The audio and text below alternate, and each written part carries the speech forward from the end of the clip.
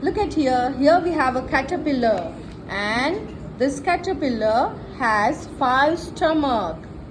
A, E, I, O, U. A says A. E says E. I says E. O says O. U says A. Now your turn. Ready? A says E says I says O says U says. Very good. Now ask your children to read the words. Here first and last letters are same and the middle letters are different, like b, at, bat,